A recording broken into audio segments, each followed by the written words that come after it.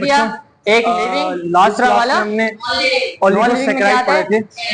आज इंशाल्लाह हम लोग पॉलीसैकेराइड से स्टार्ट करेंगे। 3 पार्ट्स में डिवाइड जब हमने ओलिगोसैकेराइड पढ़ा तो मैंने आप लोगों को एक बात बताई थी, व्हाट इज ओलिगोसैकेराइड? और दूसरे वाला अ काइंड ऑफ कार्बोहाइड्रेट इसके अंदर होते हैं 2 से 10 कार्बो, ये सब जो कि 2 से 10 मोनोसैकेराइड से मिलकर बनता है। होनी चाहिए। सबसे पहले वाला माइटोकॉन्ड्रिया, अगर मोनोसैकेराइड मिलके मॉलिक्यूल बनाएंगे उसे ओलिगोसैकेराइड कहेंगे। मैंने आपको पहले बताया था। Now we will talk about polysaccharide.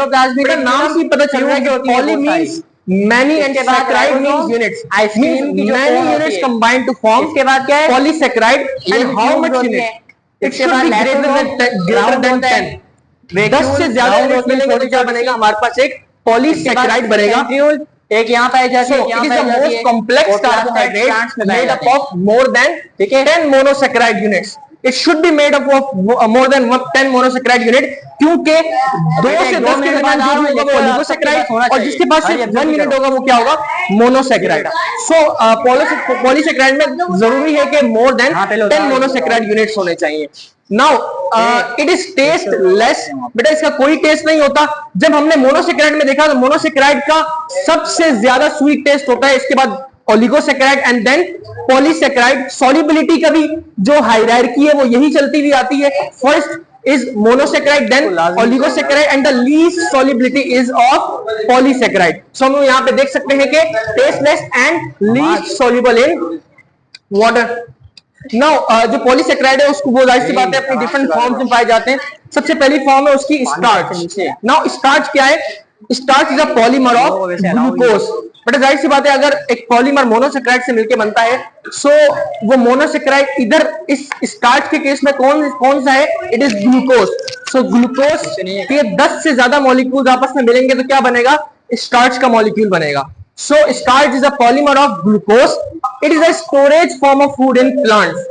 Plants के अंदर जो स्टोरेज फॉर्म है फूड की, मतलब प्लांट्स जो है, देखो प्लांट्स अपने अंदर फोटोसिंथेसिस के जरिए ग्लूकोज सिंथेसाइज करता है, लेकिन जितनी प्लांट को यूज करनी होगी उतनी तो यूज कर लेगा, लेकिन अगर जो एक्स्ट्रा अमाउंट ऑफ ग्लूकोज होगी वो किसकी फॉर्म में स्टोर हो जाएगी? It is stored in the form of starch.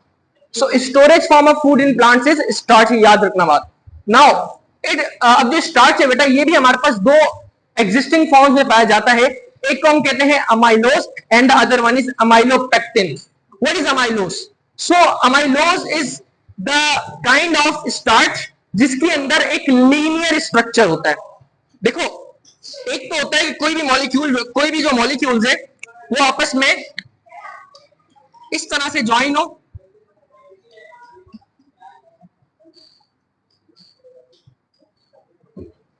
और क्या बना दे? एक पॉलीमर बना दे। ये इसी तरह जिस तरह तस्बीह के दाने होते हैं उसी तरह से एक एक दाना मतलब एक एक मोनोसैकेराइड मिलकर क्या बना रहा है बेटा? एक पॉलीसैकेराइड बना रहा है। सो अगर तो ये लीनियर चेन है, इसमें अगर ये क्या है? एक लीनियर चेन है, तो इसे मैं क्या कहूंगा? अमाइलोज। और अगर मैंने इसमें एक ब्रांच ऐड कर दी, सपोज करो मैं इसमें क्या ऐड कर रहा हूं बेटा? एक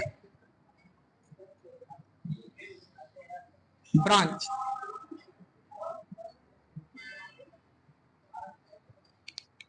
बेटा ये क्या था? एक लीनियर स्ट्रक्चर, मैंने इसमें क्या ऐड कर दी? एक branch. Now this is converted into amylopectin. So ये 2 डिफरेंस है कि अमाइलोज में क्या होता है? It is the glucose molecule joined in straight chain. ये आप देख सकते हैं कि ये हमारे पास एक ग्लूकोज का मॉलिक्यूल है, सेकंड एंड थर्ड ये ग्लूकोज के मॉलिक्यूल आपस में किस तरह मिले हुए बेटा? एक लीनियर चेन में मिले हुए। This is a linear chain of glucose molecule. यहां पर मैं इतना शो नहीं कर सका, लेकिन जाहिर सी बात है 3 नहीं होंगे, 10 से ज्यादा ही होंगे। सो यहाँ पे अच्छा, अब यहाँ पे सवाल ये पैदा होता है कि यहाँ पे लिंकेज कौन सी टाइप की होगी बेटा? जोन से कार्बन आपस में मिलेंगे उसी टाइप की लिंकेज होगी। सो यहाँ पे कौन सा कार्बन है? First, it is 4th। So this linkage is called as 1,4 carbohydrate glycosidic linkage. So यहाँ पे हमारे पास 1,4 ग्लाइकोसिडिक लिंकेज पाई जाती है किसके अंदर? अमाइलोज के अंदर। और अमाइलोज जो होता है वो it is soluble in hot water. बेटा इसको अगर हमें सॉल्युबिलिटी इसकी हमने करनी है, अगर इसको सॉल्युबल करना है हमें अमाइलोज को, तो हमें इसको किसमें डिसॉल्व करना पड़ेगा? हॉट वाटर में डिसॉल्व करना पड़ेगा। कोल्ड वाटर में ये डिसॉल्व नहीं होगा। Now the next type of starch is amylopectin. Glucose molecules show branching, यही बात मैंने आप लोगों को बताई थी अभी। अच्छा, अब जो ब्रांचिंग होती है ना बेटा, ये बात याद रखना, अगर एक लीनियर चेन है ना, तो लीनियर चेन में हमेशा स्टार्च के अंदर कौन सी लिंकेज होगी? 1,4 ग्लाइकोसिडिक लिंकेज। लेकिन अगर मैंने इसके अंदर एक ब्रांच ऐड की तो बेटा इस ब्रांच के अंदर जो लिंकेज होगी वो क्या होगी? 1,6 ग्लाइकोसिडिक लिंकेज। क्योंकि इस केस में चौथा कार्बन नहीं मिलेगा बल्कि पहले कार्बन के साथ उसका छठा कार्बन मिलेगा। This is the difference. इसमें जो है बेटा इसके साथ इसका कौन सा कार्बन मिलेगा बेटा? 6th carbon. बात समझ में आ रही है? सो अगर हम अमाइलोपेक्टिन की बात करें तो अमाइलोपेक्टिन में दो टाइप्स की लिंकेज पाई जाएगी। One is 1,4 glycosidic linkage and other one is 1,6 glycosidic linkage. क्योंकि जाहिर सी बात है स्ट्रेट चेन के अंदर ही कोई ब्रांच ऐड हो सकती है। स्ट्रेट चेन तो हो गई होगी तो इसी वजह से 1,4 ग्लाइकोसिडिक लिंकेज आ गई। जब ब्रांचिंग होगी तो 1,6 ग्लाइकोसिडिक लिंकेज भी हमारे पास आ जाएगी।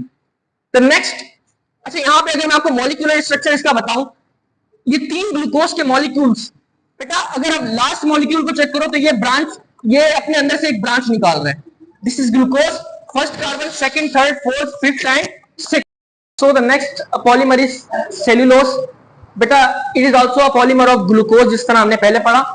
Most abundant carbohydrate found in nature. Nature में सबसे ज्यादा पाया जाने वाला कार्बोहाइड्रेट कौन है बेटा? Cellulose. It is highly insoluble in water. ये वाटर में बहुत ज्यादा इनसॉल्युबल है, सॉल्युबल नहीं है। Not digested human body. It is somewhat important point. बेटा देखो इसका मतलब ये है कि अगर आप बाहर से सेल्यूलोज लोगे ना तो आप इसे डाइजेस्ट नहीं कर सकते। हमारी बॉडी के अंदर इतनी कैपेबिलिटी नहीं है कि उसे डाइजेस्ट कर सके, तो वो क्या कर देगी? उसे बाहर एक्सक्रीट कर देगी। It is not digested human body. ये इफेक्ट आ सकता है एग्जाम में। Glucose molecule that joined in straight chains, इसका भी अमाइलोज की तरह बिल्कुल स्ट्रेट चेन स्ट्रक्चर है, जिसको हम लीनियर चेन स्ट्रक्चर भी कह सकते हैं। It forms cell wall in our plants. बेटा ये सेल वॉल बनाता है प्लांट्स की, इसी वजह से इसका नाम सेल्यूलोज। आप खुद ही अंदाजा लगा सकते हो, सेल्यूलोज, सेल वॉल, थोड़ा बहुत एनालॉजी बन रही है यहाँ पे। Now the next polymer is chitin.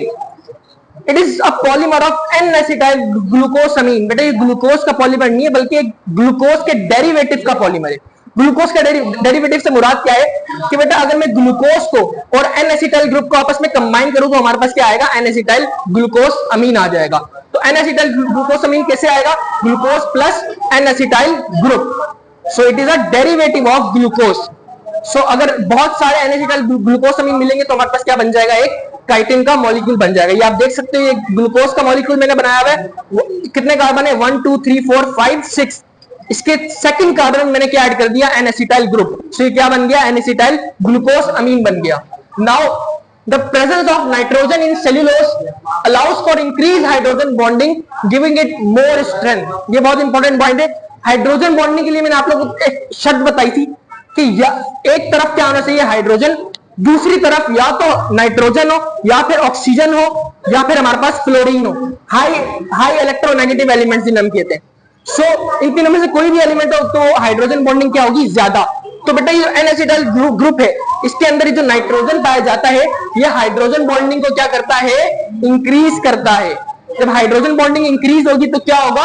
Cellulose का जो स्ट्रक्चर होगा, डिफरेंट सेल्यूलोज मिलकर आपस में एक कॉम्पैक्ट स्ट्रक्चर बनाएंगे जिसको हम बहुत ज्यादा स्ट्रेंथ वाला स्ट्रक्चर कह सकते हैं। मतलब जो सेल्यूलोज के अंदर स्ट्रेंथ आ रही है वो किसकी वजह से आ रही है? हाइड्रोजन बॉन्डिंग की वजह से आ रही है। Now the next it is found in exoskeleton of arthropods and shells of mollusc. दरअसल ये आर्थ्रोपोड जो मोलस्क है ये दो किंगडम एनिमेलिया के फाइलम्स हैं। ये हम लोग बाद में आगे जाके पढ़ेंगे, बट ये याद रखो आर्थ्रोपोड इंसेक्ट्स कहलाते हैं। मोलस्क जो होते हैं ये हमारे पास मेराइन एनिमल्स कहलाते हैं जो कि नमकीन पानी में पाए जाते हैं। तो इस तरह के जो एनिमल्स हैं इनके उसका एक्सोस्केलेटन मतलब जो बाहर वाला स्केलेटन है वो कौन बनाता है? काइटिन। और मोलस्क के अंदर जो शेल्स होते हैं जिसको आपने अक्सर समंदरों के बाहर देखा होगा, सीपी होती है बेटा, दैट इज अ शेल। सो वो शेल जो होता है वो कैल्शियम कार्बोनेट से मिलकर बनता है और उसके अंदर साथ में क्या होता है? हमारा chitin, which is a polysaccharide. आज इंशाल्लाह हम यहीं तक रखते हैं, कल इंशाल्लाह इससे आगे स्टार्ट करेंगे।